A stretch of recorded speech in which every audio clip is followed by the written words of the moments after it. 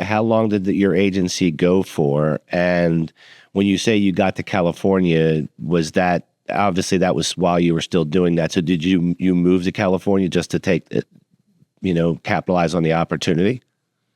Yes. Yeah. Moved out there, just again, kind of was interested in being aggressive with seeing the opportunity and just wanting to be in the room. Right.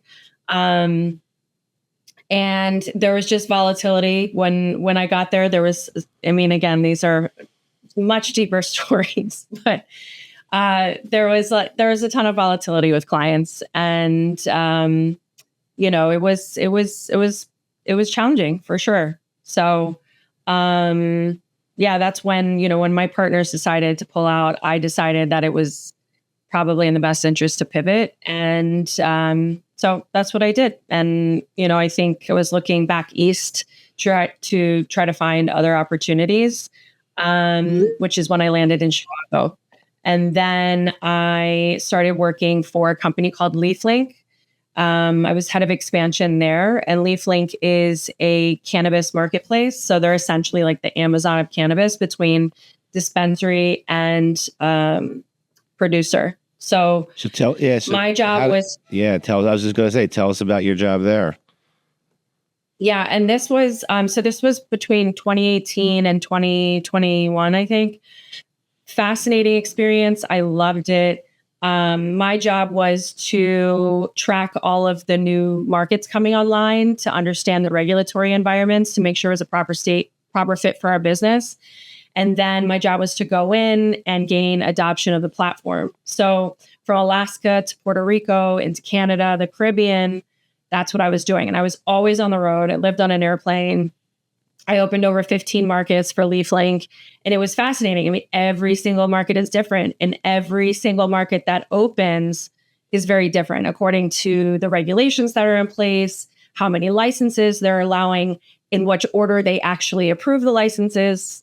Some states like Oklahoma did it completely backwards, but it's the culture of cannabis in the market.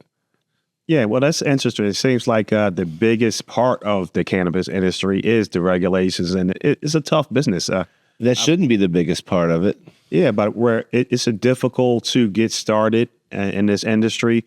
So, in fact, I just read an article about a gentleman who was in the industry, and it just got too much for him. You invest a lot of money, you spend a lot of time, there's a lot of work. And then the regulations change. And like you say, hey, the dispensary counts change. Hey, first they only allow 5, now there's 10 to competition. And sometimes it takes a long time, before the rubber hits the road before you get going. And a lot of people can't make it to that. So, with your experience, where did you find that the most difficult states to get the adult use going? What are the most difficult states? Yeah. Well, New York, I think, is just destroyed itself. I think there's many, many things that could have been done differently.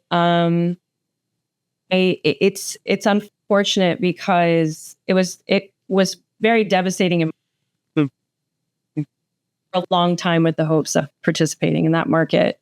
But when I saw the illegal shops open at the rate of which they did, I already worked in LA. I worked in California. I already saw how challenging it was to sell amongst the illicit stores. And, I saw that perspective. I also saw, California, when adult use hit, the taxation that changed significantly, which hurt a lot of companies, right? So you're looking at New York.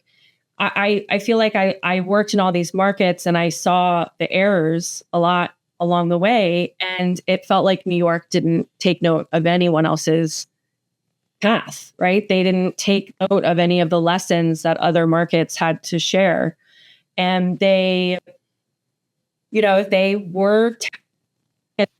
been laying the groundwork for the most equitable market in the country that they've hurt the most. And they didn't prepare them. They sold them a pipe dream. It's very sad. Well, so I guess we're going to wrap up with the current state of affairs and maybe your thoughts on it. I think you've given us a preview of that.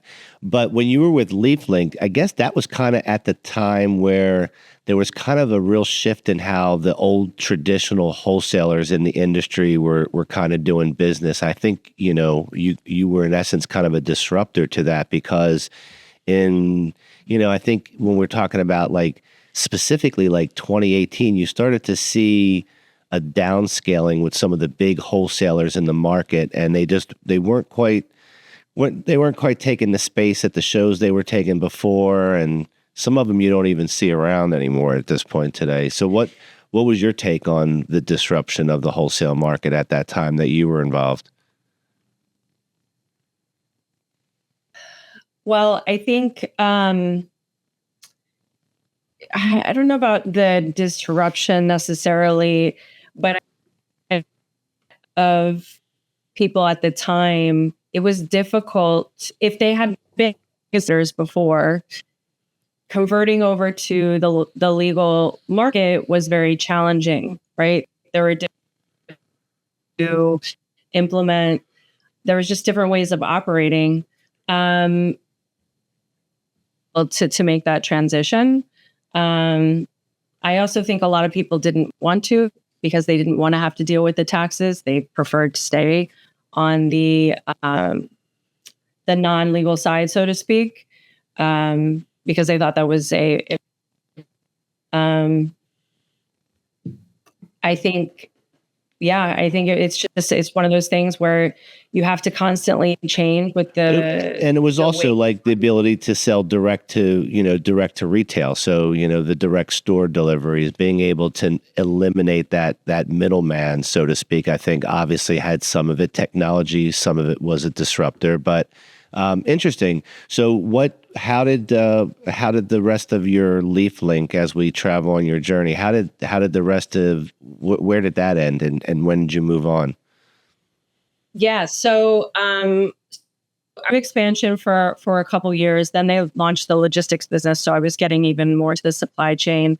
We were doing secure transport between producer and dispensary as well, which was fascinating. Again, every single state is different. And I moved to another supply chain company called Backbone, which was essentially a system. Amazing company at the time, great team.